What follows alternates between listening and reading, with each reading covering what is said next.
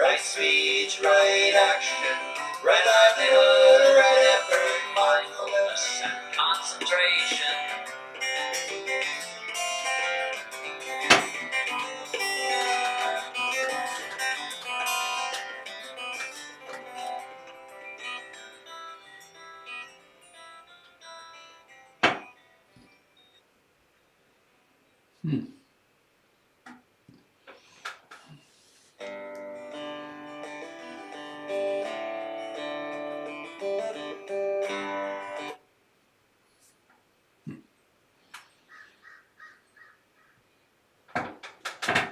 Good morning, dear friends, Dharma friends.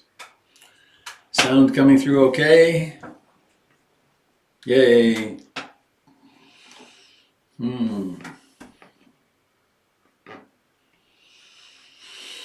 It's another morning. It is the 8th of October, October the 8th. You know, every morning when I say good morning, I have Robin Williams in my head. Remember that? Good morning, Vietnam. Quite a man, wasn't he amazing? He had an influence on my life and my children's lives that I wrote him about him. I never got a response, of course, but I wrote him and thanked him because that movie, The World According to Garp, I think it was, showed a father with the movie starts with a child coming into view in slow motion and then disappearing. And coming into view and disappearing. And he's throwing his child in the air and catching, which some people would be very offended by, but quite safely. And then he's real with his children. He's really engaged and playful. And I didn't have that model of a father engaging in that way. So I was very influenced by it. So we have many influences, don't we? We're conditioned profoundly. And this gathering together is a powerful conditioning for the good. So I'm Robert Beatty. I'm coming to you from Portland, Oregon. This is a broadcast of the Portland Insight Meditation Community, www.portlandinsight.org. And you can get tons of information. You can find there information on all the other teachers at PIMC who teach every night of the week except Saturday. And Doyle Banks is on at 11:30 every Friday on Facebook. So there's incredible opportunities to reach in for the teachings at PIMC, even despite COVID-19. So I have a poem. It's fun finding the poem each morning. This is a poem that was written by Patty Bruce at Hollyhock, 10/19/03, on one of my retreats. Hollyhock is on an island, Cortez Island, in the Desolation Sound, and it's called Desolation not because it's a desolate spot, but because Captain Vancouver was desolate. He couldn't get through there. The currents were too great, so he could not go up to find China north of Vancouver, what's now Vancouver. So there are big rocks there, and the tides, it's a substantial tide. And Patty wrote this, it's called Broken Rock.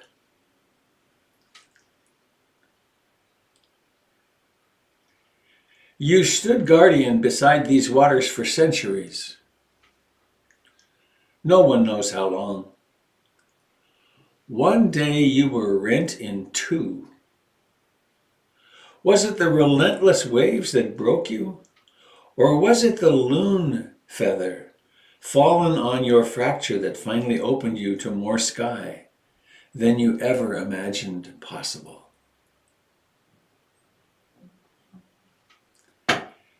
You stood guardian beside these waters for centuries.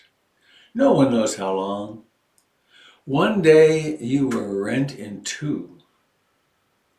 Was it the relentless waves that broke you? Or was it the loon feather fallen on your fracture that finally opened you to more sky than you ever imagined possible? What is it that opens us? A loon feather.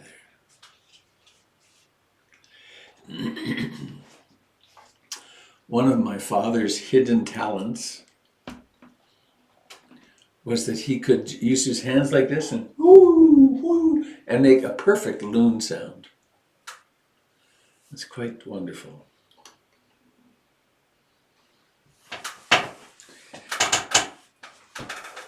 It was a different time, of course, a long time ago. When he was a junior in high school, he and his friends, he was in Peterborough, Ontario, they took off north in canoes through a lake system anyway. They were gone for 7 weeks.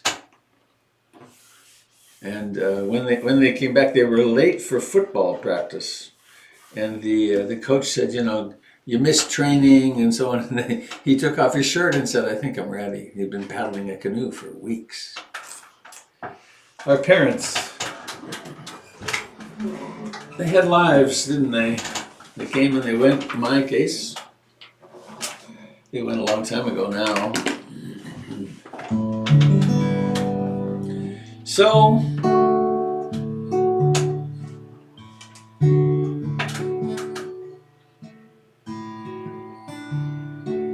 it's another day. Some of you were in the Eightfold Path class last night. We could use this day to dedicate to truthfulness, to skillful speech.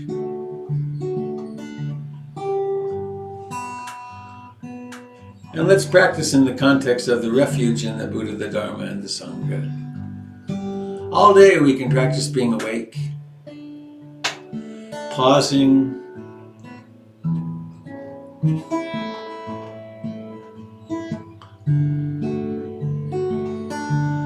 I take refuge in the Buddha, the one who shows me the way in this life.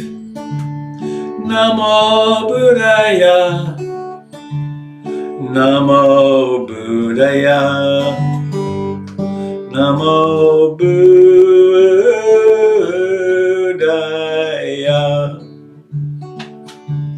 I take refuge in the Dharma, the way of understanding and love. Namo Dharmaya, Namo Dharmaya, Namo Dharmaya. I take refuge in the Sangha, the community of mindful harmony. Namo Sangaya, Namo Sangaya, Namo Sangaya.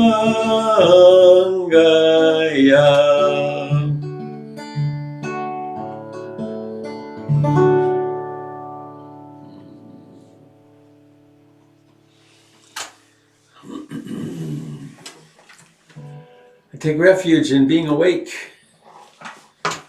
in the path of awakening and what's discovered when we're awake. And I do it in the community of practice and the community of all life, all my relations. So let's sit.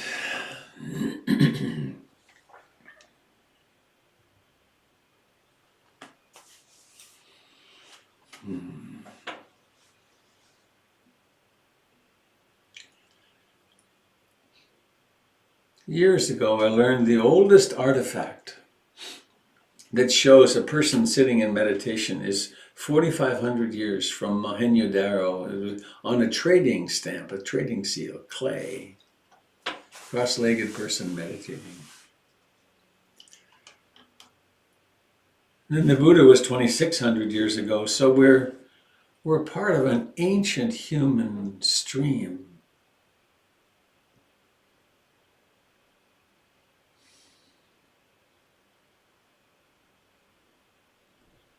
A stream of awakening.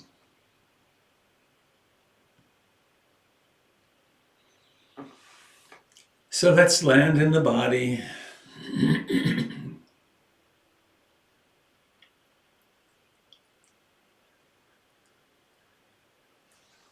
We come to the body because it's the slowest moving, the slowest changing part of the human experience.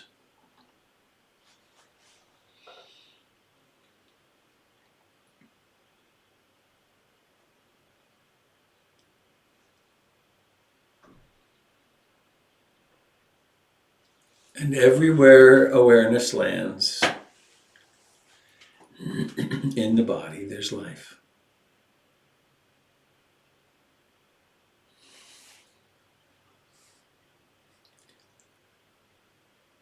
Awaken in the feet.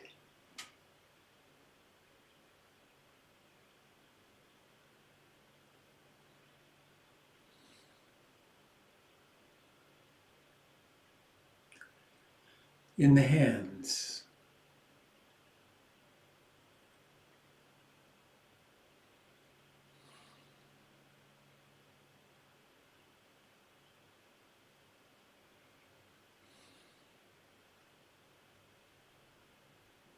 In the face.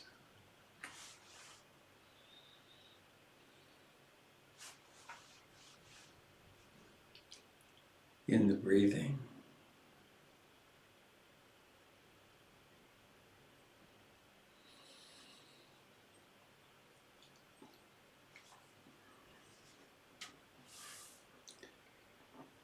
And as we land in our practice, we might conjure up a few moments of gratitude.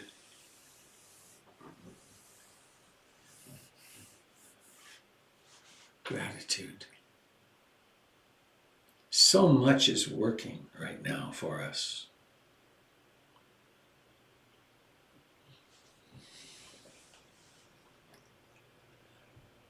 So many systems working in the body all together,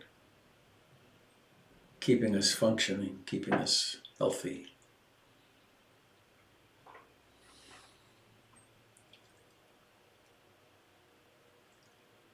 Living in a context where we have these electronic devices and the electricity to run them.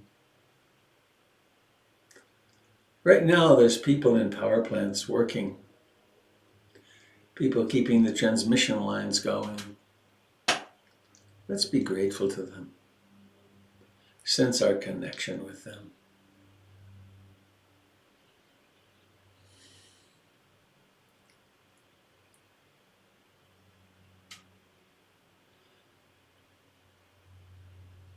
And we can aspire to being loving in every moment.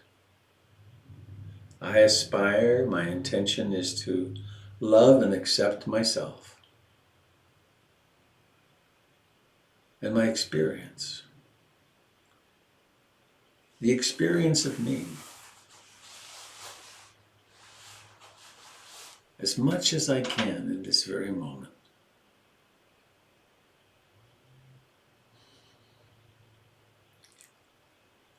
And maybe take a few turns with I love you with your name at the end.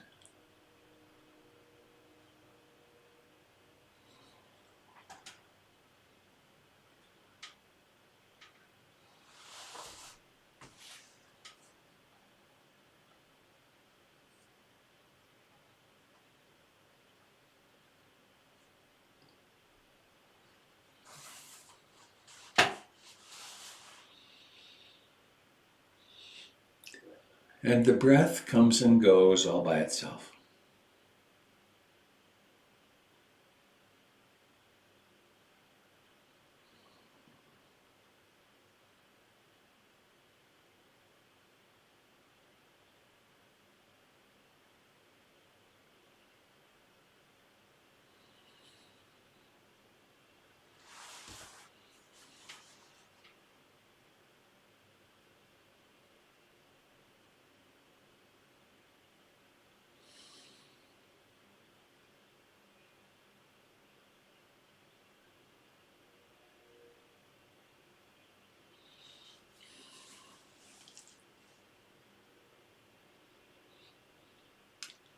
Just as always, each breath has a beginning.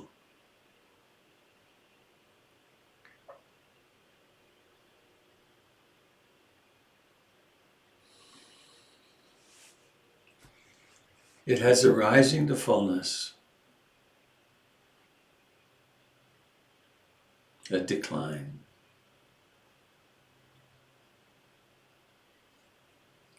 and then a disappearing.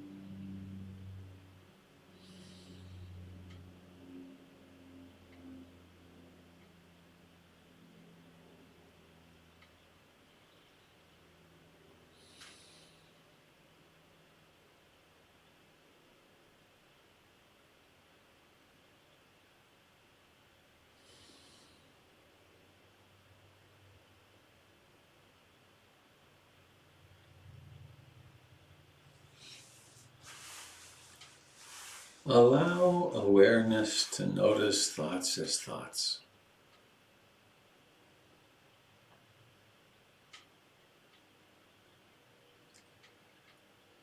If the thoughts are of the past, you could notice past thoughts, or of the future, future thoughts. And notice how they occur all in the same moment, right here now, where everything occurs.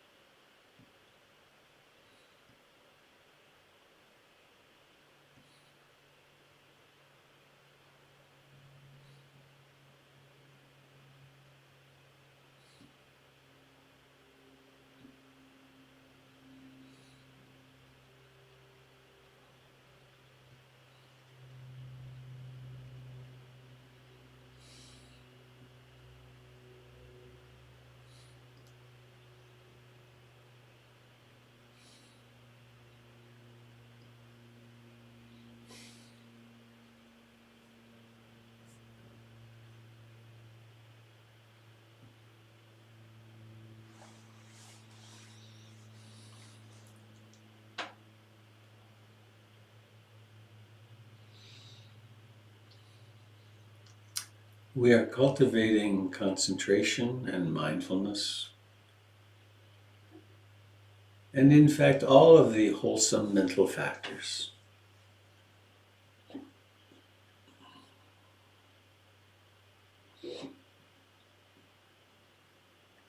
We cultivate concentration with the intention to stay with bare attention with the actual sensations of breathing in and breathing out. And there's an interesting term, it's initial application or targeting. It takes a certain intention to come into the actual sensations of the breath, of breathing.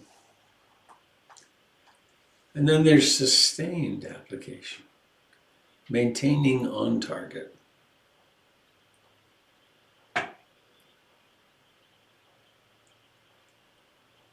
And as this develops, it becomes concentration. It is concentration.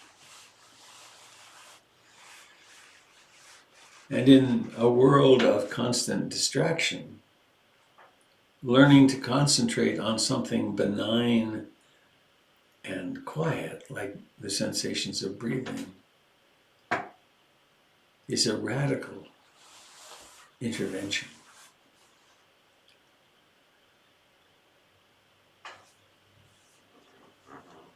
And the field of our labor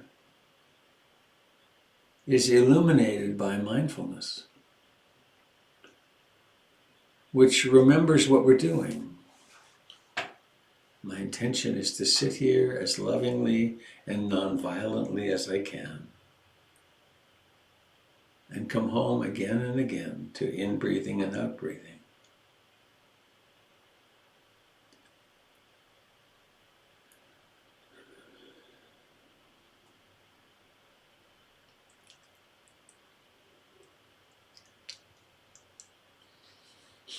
And at first we managed to stay with the breath for half a breath or 2 breaths.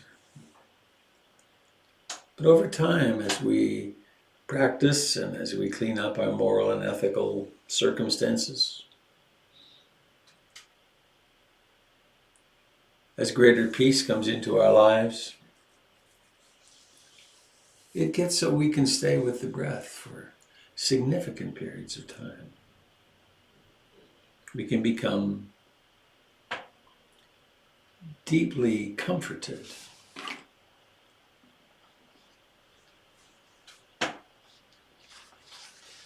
We can climb into the breath as we might climb into a hammock.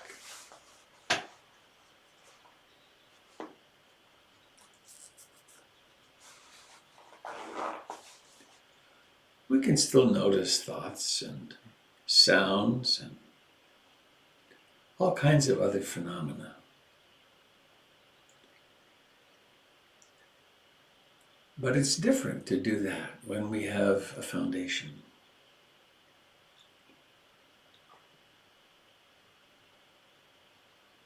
In breathing and out breathing in full awareness.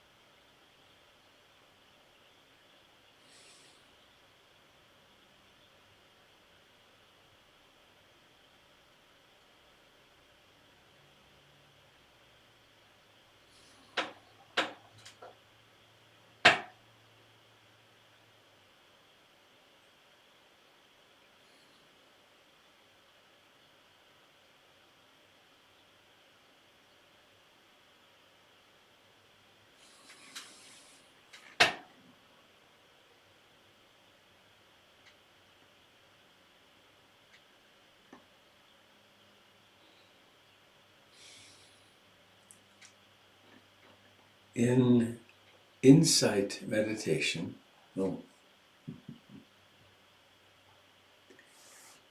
in insight meditation,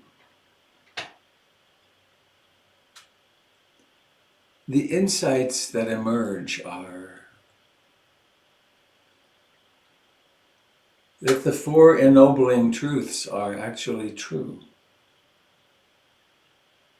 That suffering is caused by craving, by the mind wanting something to be different, and that there can be an end to this craving.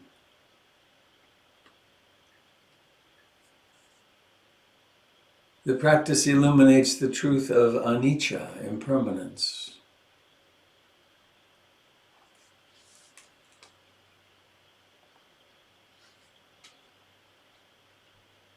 Ever so slowly, and sometimes in great leaps, it becomes irrefutable.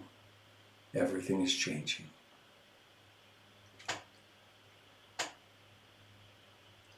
Insight meditation, or vipassana,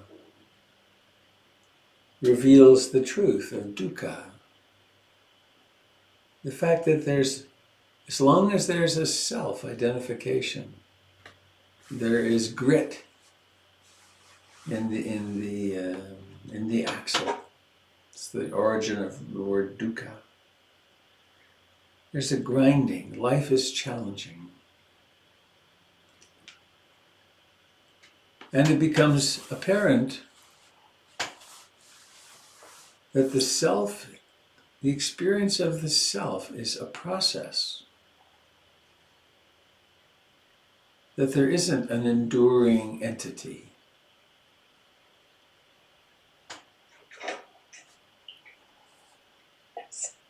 That's how this is the path of liberation.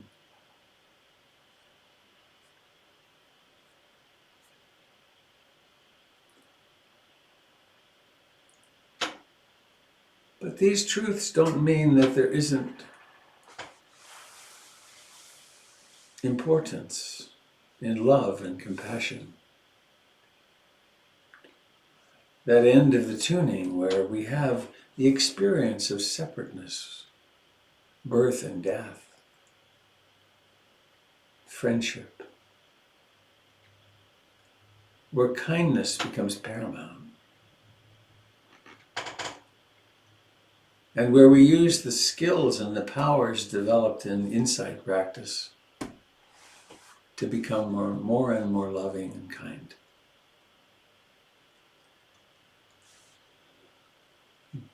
So,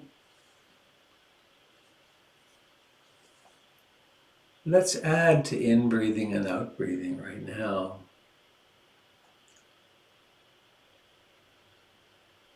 on the in-breath. Think of some thought of blessing, something you've always wanted to hear. It can be as simple as "I love you" with your name at the end.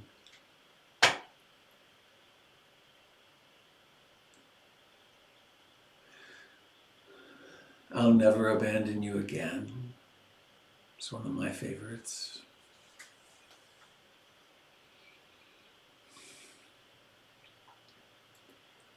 It's really okay to be who you are. Just that. Or maybe it's spoken in first person. "I love myself," or "May I hold myself in sweet compassion whenever I'm hurting."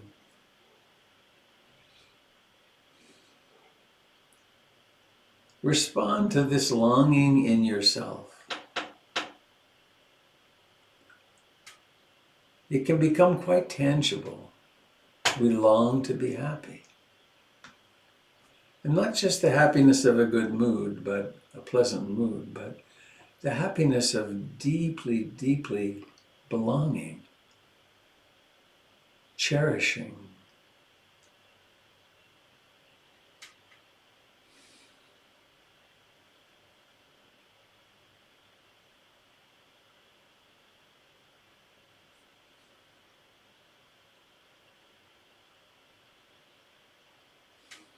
And on the out-breath, think of someone that's easy to love.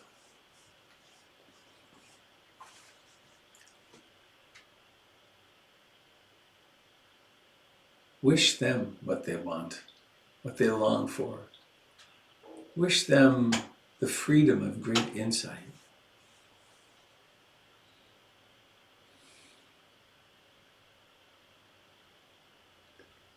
So on the in-breath, there's, may I be deeply happy.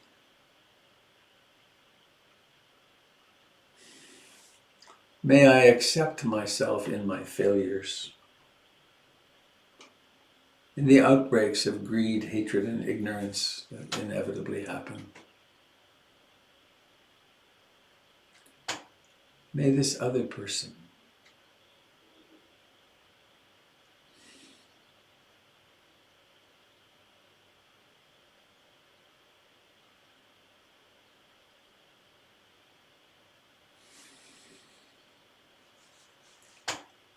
and now let's extend the wishing of the other to a much broader group. Maybe to all your friends, all your relatives, your extended family, your colleagues at work.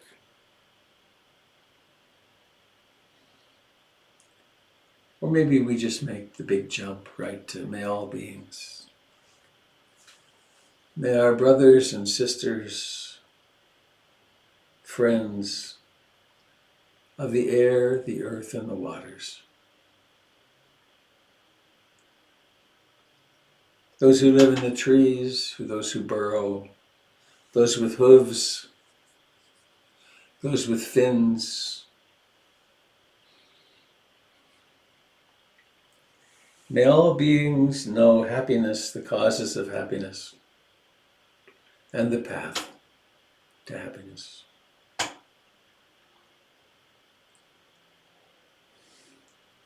May all beings know suffering, the cause of suffering, and the end of suffering, and the path to the end of suffering.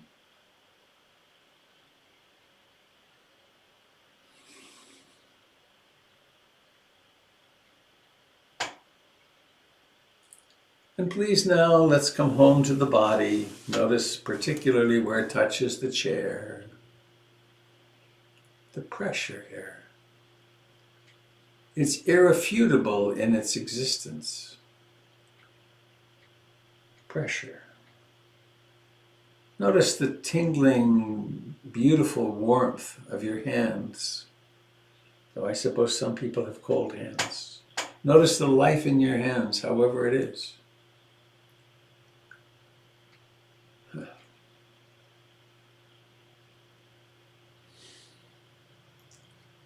Bringing awareness now, awakening awareness in the face and the eyes.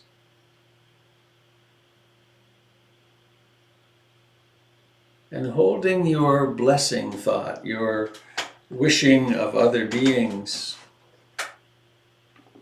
freedom and happiness, and let your eyes open. Notice how you do it. It's not instant, it's seeing. And then let your eyes find someone and let your heart wish them well.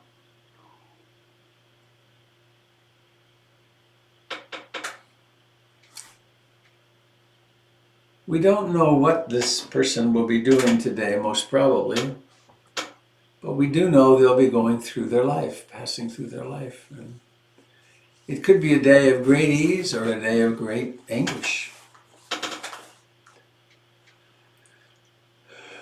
This could be the day we wind up in an ambulance going to the hospital. Or it could be the day in which we get really good news about someone who's been sick. Could be the day when a grandchild is born. We never know. I suppose grandchildren don't just pop out of nowhere, but Lots of other experiences are totally unpredictable.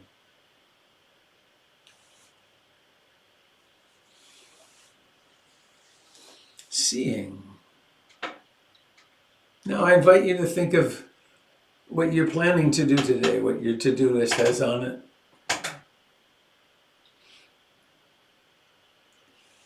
How could you intend to be mindful in that activity?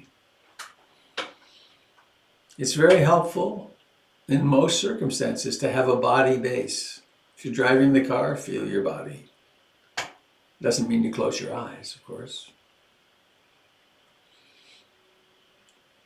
So we can intend to follow the teachings of the Buddha in every activity today. To notice when we go unconscious and back on robot. And to do it with an intention of great kindness. I have 2 or 3 announcements. One is Mary Stencabbage is coming to teach on Saturday. I think it's the week after this. Information for that is on the website. Lovely human being, very deep Dharma teacher, and she's very real. And this Friday morning at 11:30, Doyle Banks will be on Facebook. He's been doing that for a year and a half or something. It's amazing, week after week. And Friday night, Kate Staples is teaching. Monday night, Jim Dalton has the Rumi's Guest House. And in reflecting for a moment on generosity, thank you to everyone who signed up to be a monthly donor. I didn't quite get the information on that yet, but I will tell you very soon. It was a very successful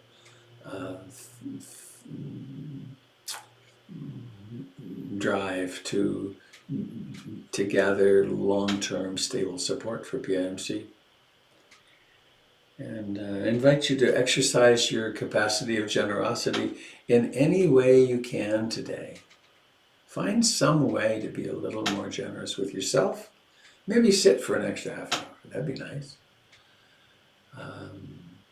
And also to remember PIMC and to visit the website and make use of that capacity of giving.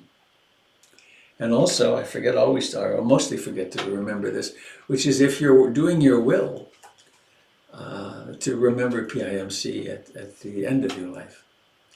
And if you haven't done your will, why not?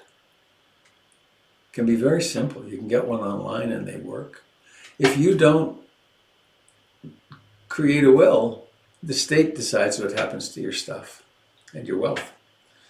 And similarly with an end-of-life directive, they're really helpful to the people who are left behind because they don't have to guess what you want. So, I think that's what I wanted to share this morning.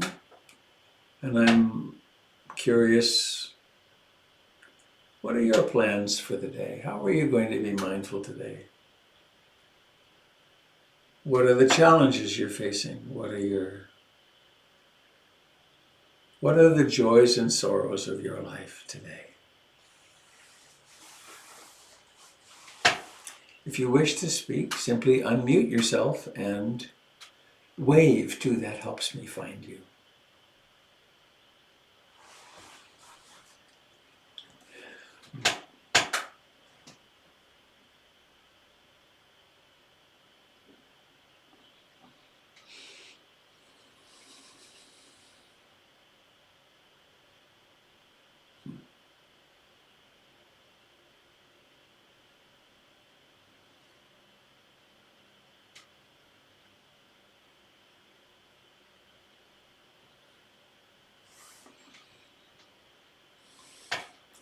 I just experienced a wave of delight and gratitude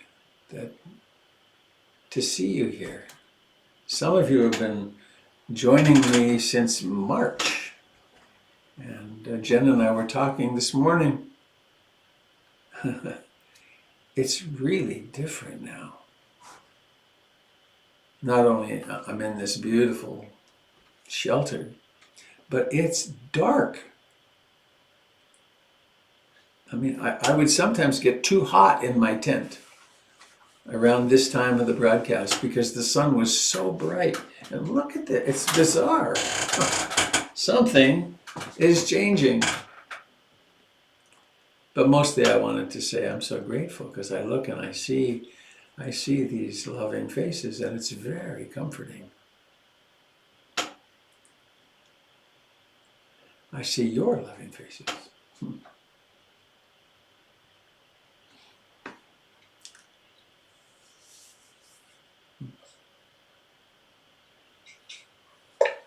Okay.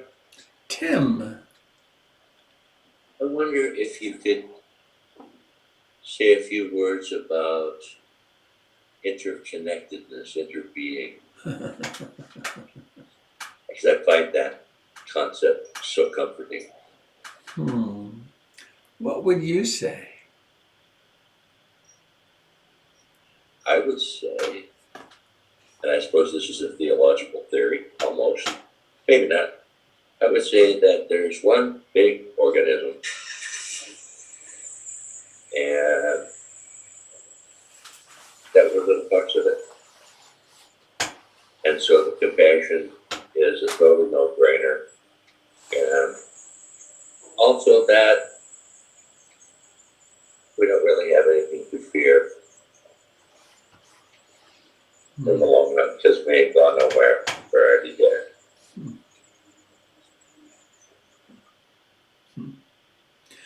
What could I possibly add to that?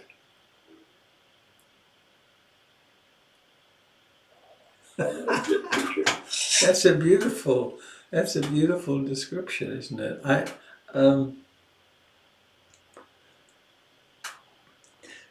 Mostly I experience myself as separate.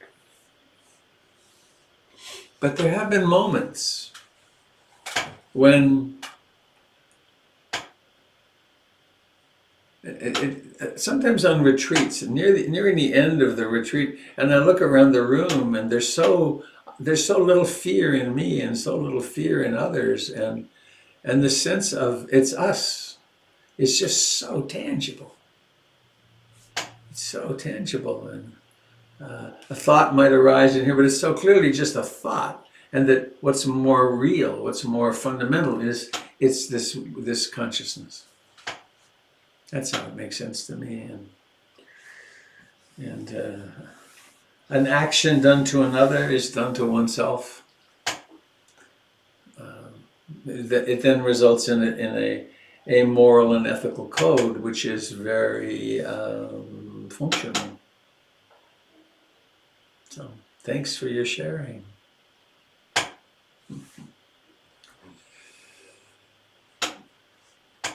I bet you know interbeing really viscerally when you're playing music with a group of people.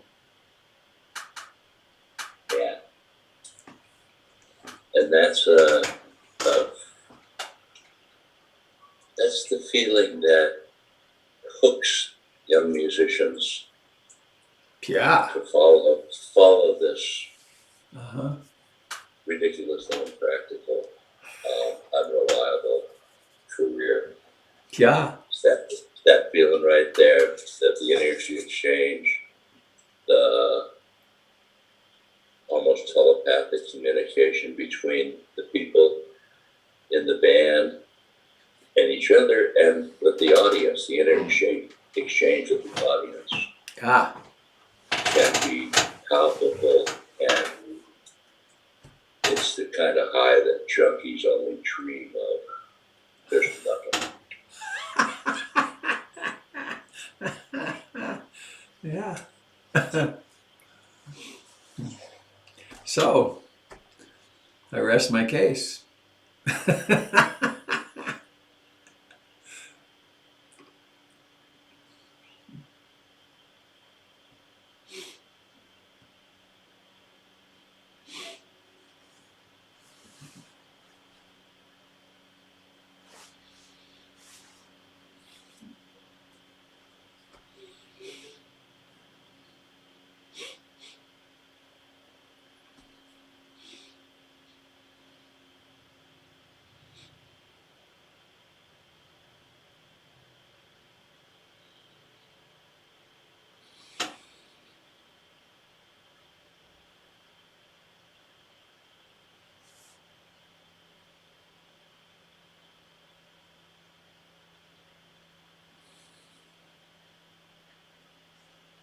It's Pamela.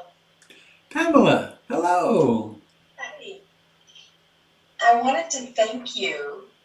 I can't even remember when it was. It seems like it was a few weeks ago. You talked about the man you sat with on the bench downtown Oh, and yeah. sat and talked. And I was in a parking lot just about to leave, and a woman walked up to me. She was pushing her wheelchair and asked if I had $1, and I knew I didn't have $1. I had 20s, but I didn't have $1. And at first I said, no, I don't have $1.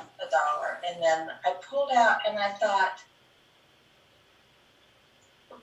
and I was reminded of that incident that you talked about. And I thought, it will not hurt me. I will not notice it. And it will make all the difference in the world for her today. And so I went back up to her and said, I don't have $1, but I do have this. And I handed her a $20 bill and said, I hope you get something good to eat tonight. And that was it. And of course I haven't missed it. And I really appreciated that thought about generosity. Mm. And it actually connects, Tim, with what you were saying about interbeing, that why wouldn't I share? If one of my fingers is sore, I'm not going to take a hammer to it. And it's kind of the same thing. So anyway, Thank you. That's a lot of bang for $20. You could put it in the stock market and it could do something maybe someday, but right then you had such pleasure from it. And I'll just share with the other people who probably weren't here. I went down to the demonstrations a few times in downtown Portland, and one of the times I wound up sitting on a park bench with an African American man who was a bit younger than me, but it turned out he was homeless. And we sat there holding hands for 20 minutes or half an hour. It's still very touching to me. And I didn't realize he was homeless till at the end. He said, I'm so sorry to introduce this into our conversation. I don't want to ruin the conversation, but I am homeless. And he asked me for money, and I gave him what I had in my wallet, which was easy to do. But when I think back on the demonstrations, for me, that was the very best part. I have not had much experience with African American people, just the way I grew up in Montreal and just the way my life has been, and to sit with my brother. And there's no difference between us. We have the same needs. And I happen to have a wallet that's bulging by comparison with him. And if I'd had 50, I would have given it to him. But I had 19 or something, and it does feel good, doesn't it, though, Pamela? Isn't it? It's so cool. Here we are a day or two later, or whenever it is, and you're still getting pleasure out of it. There's a saying that when you give to the monasteries in Thailand, they say among other things, they say anumodana, and it means, may you take delight in this moment of generosity now, and every time you reflect on it in the future. So we're encouraged to reflect upon our generosity and have that pleasure again and again and again. Thank you very much. I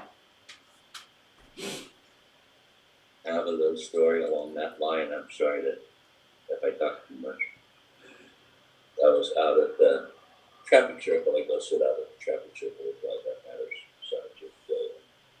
A homeless guy came up and he had a backpack. Asked if it was okay if he joined me for a little while. We talked a little bit. and he shut down his backpack, opened it up, and he had an empty water bottle and a mostly full water bottle. Carefully measured out half of the water into the empty bottle and gave that to me. He pulled his food out of his that he was carrying around in his backpack out, and he kind of carefully divided it in half and gave me half of it. I didn't ask for nothing, of course, you know. He gave me half of it. He gave me a package of Ritz crackers and a Butterfinger bar and a bag of chips. Gave those to me. That's the way they do on the street. That's the way you share on the street.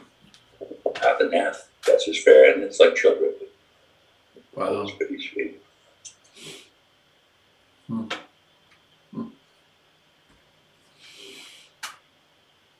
Thanks, Tim. Good morning, Francine here. Hello, Francine. Yes, you're less pink. Change of light.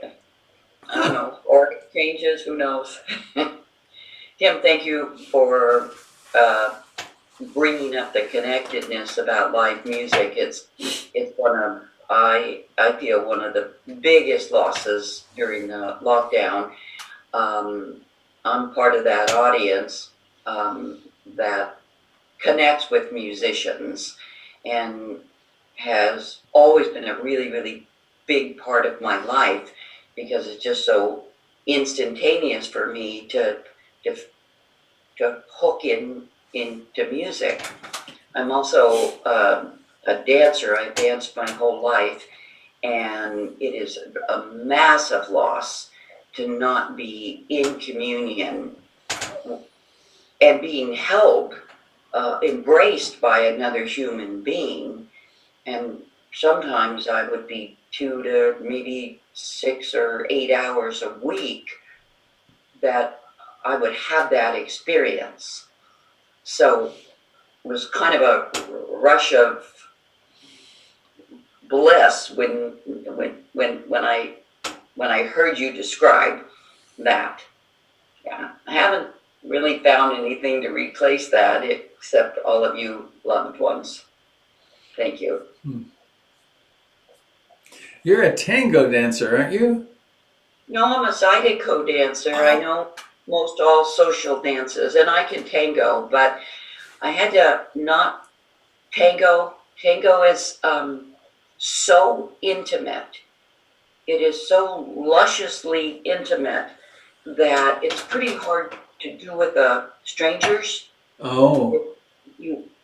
It's danced from the heart, and the whole embrace is through the mid-body. And I found it almost heartbreaking to try to sort of stumble around with someone that you couldn't connect that way. So I had to choose not to. Zydeco is pretty fine. I'm a really, really good Zydeco dancer, by the way, and I teach people to dance, and that's been a fun part for me. Wow.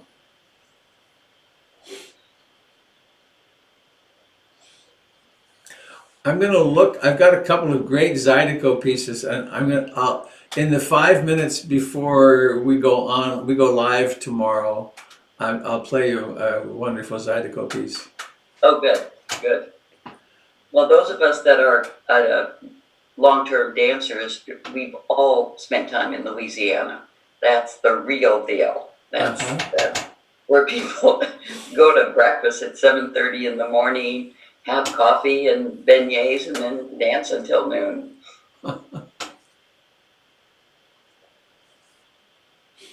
I'm going to just chime in with my voice, and I met and love Francine for the same reasons. It's like there's just instant connection with other people with dance, and it's really challenging right now to not have it. So thank you for sharing, Tim. We miss hearing you play, and thank you, Francine, for commenting. And thank you, Valerie, for dancing with me at the Blues Fest. Wasn't that fun, Robert? That I remember it really well. You're such a fine dancer. Thank you. Wonderful to connect that way. Like Francine says, it really comes from your place of joy and from your heart. Like it just bubbles out. It's just so fun. You were so fun to dance with. I loved it.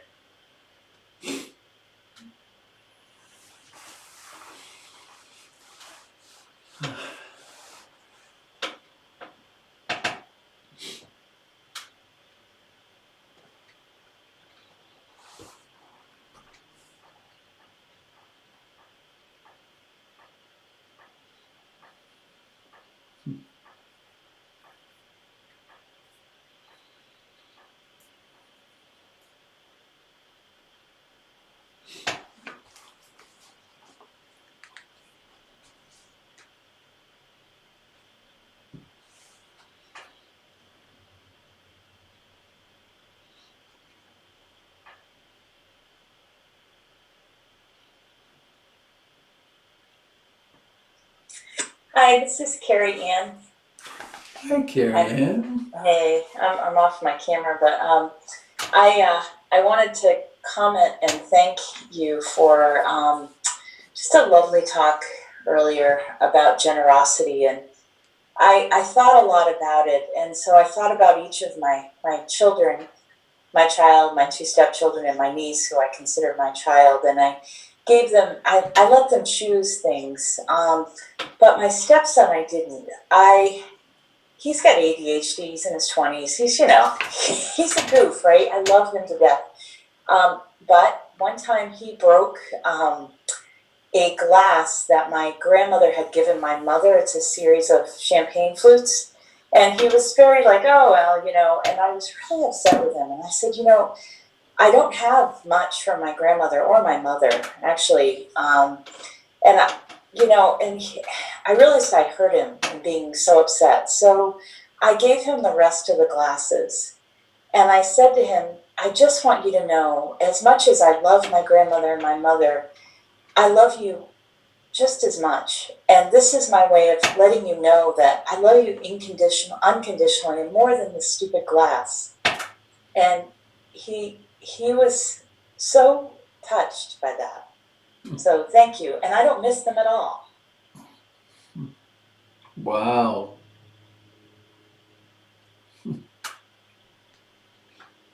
Now that was a brilliant Dharma move, wasn't it? How cool is that? Yeah, my husband said, but you love them. And I said, I love him more. And it wasn't a loss. It really wasn't. Right. Ha. This it reminds me of a Zen story. There's more to it than this, I think. But the monk has gone on alms round, and he lives at the top of a hill. And as he as he goes up the hill, a guy passes him carrying all his stuff, and he gets back to the house, and all that's left is his coat. And he grabs it and runs after the other fellow and says, wait, you forgot this. Yeah.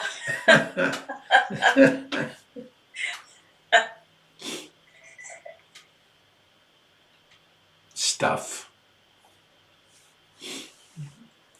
I have another comment, Francine here. Hi, Francine. Robert, thank you for bringing up just the practicalities of advance directives and a will. I've been a real estate professional for 36 years and have dealt with estate attorneys and their clients for a long time. And it's just such a kind thing to do to your families and your heirs to get those documents in order. It just means holy bloody hell for people to pass away and not have plans. So I've seen such unnecessary suffering with families that are left with a big giant mess from their elders who have passed away. So please do that. Please be kind to your families and get that paperwork done. There is a good reason not to do it, of course. which is you have to acknowledge you're going to die. I'm going to die, and someone's going to have to deal with my stuff. But that first sentence is a big one. I mean, do you think it's true? It's a big one. Had an 82-year-old fragile little lady who doesn't believe in COVID tell me recently that she was invincible. I see. Well, she's got some good company in high places.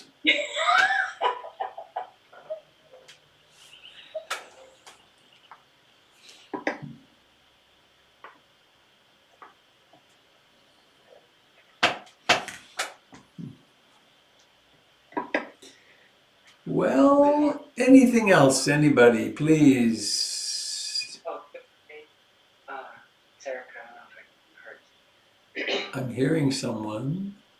It's Eric. Good morning. Can you wave? Oh, there you are.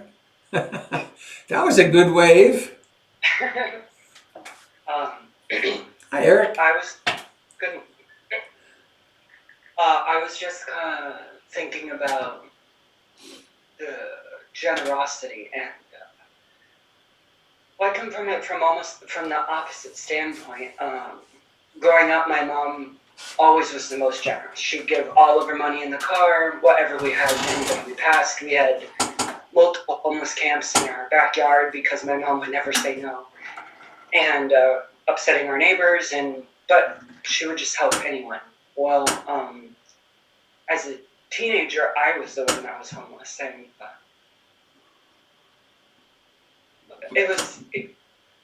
I had a few people, of course, since I was so young, tried to take advantage of me and different things. But my point was that my mom always said that no matter what a person does after you help them, that it was the right thing to do.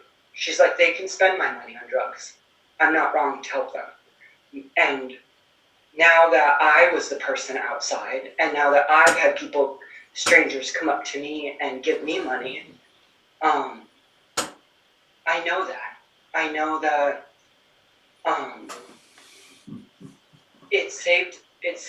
many times it saved my night, even though the people didn't know it. They may have only given me $2, but that's enough to ride the bus somewhere where I was safer, you know? And I was never able to ask anybody for anything because I never had the, I guess it was just shame. But people did help me. People saw me on the street. People gave me food. Somebody found out I didn't have money and paid for my bus pass for 2 years. And Whoa. it changed. I've been given coats. I mean, it changed my life. It made it so that I had the hope to believe that, you know, I could change my life and that people would love me and support me and not just see me as some, you know, homeless gay kid that nobody wants to help. And ever since I've had that motto of I help even though, and there's been times where I'm sure they spent my money on drugs. And imagine how hard it is to suffer like that every day. Who are we to say that they shouldn't be high? We don't know what their trauma is. But mostly, the feeling that I have is that we don't know what that will mean to them in the future. Because I feel those people who have helped me, and I help people. And so, maybe they spend that on drugs now, but maybe 3 years they're clean. And then for the rest of their life, they're telling the story of how you helped them. And you never even know, you know?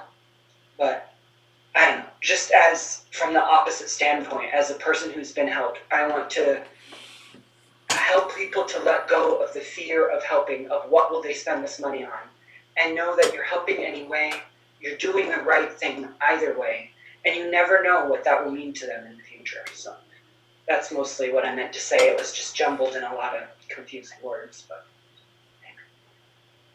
Wow, thank you. That's really, really beautiful. That was quite some exploration you did. It's, you know, the Buddha almost starving himself to death and putting yourself in that kind of a context, and look who you turned out to be. Pretty amazing. Beautiful.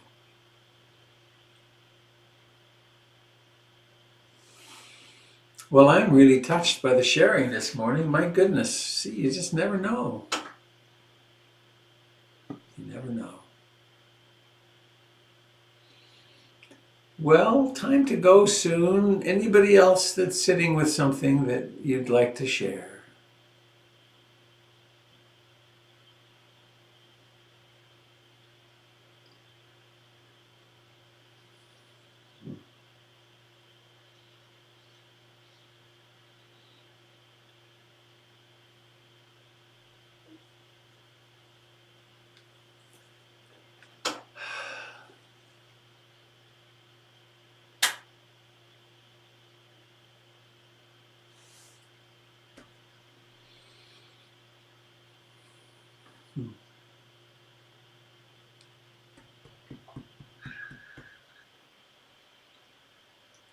Well, let's go out on a song. Please unmute yourself if you wish. And we will become the stunningly harmonious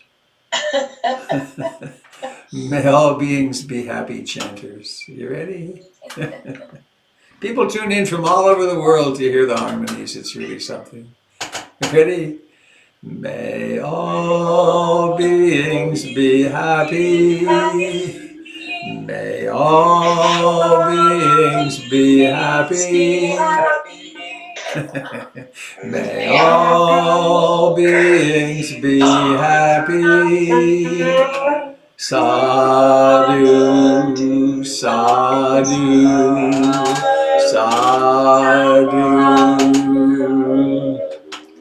Goodbye, dear friends. Have a lovely, mindful, healthy day. Bye, Robert. Goodbye. Where's that little person?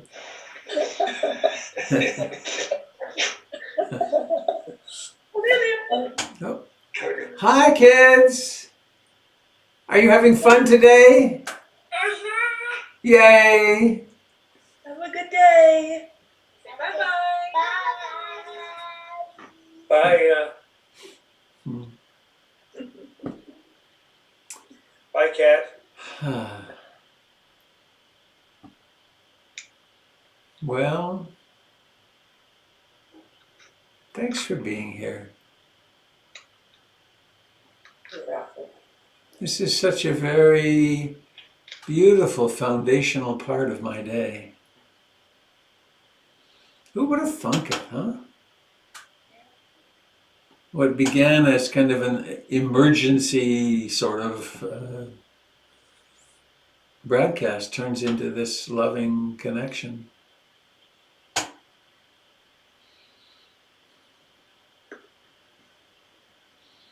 Hello, Jen. I haven't seen you in quite a while. Hi, Robert. Nice Hi. to see you. Yeah, you too. I commonly join, but with my camera off or on Facebook. I see. And I'm not a morning person, so I commonly sleep through the meditation and then listen to the discussion. Well, the discussion is pretty fine dharma, isn't Oh, it? it is amazing. It's really extraordinary. Wasn't Eric's sharing poignant this morning? Oh, my God. Speaking of gifts. Yeah. Yeah. Well, I'm going to go. I can catch Jen just before she leaves for work. Happy trails. I look forward to seeing you soon, tomorrow perhaps. And let us stay sane in the midst of the madness. Amen to that. Bye-bye. Bye, everyone. Bye, Sangha. Bye, Sangha. Goodbye, dear friends on Facebook and YouTube.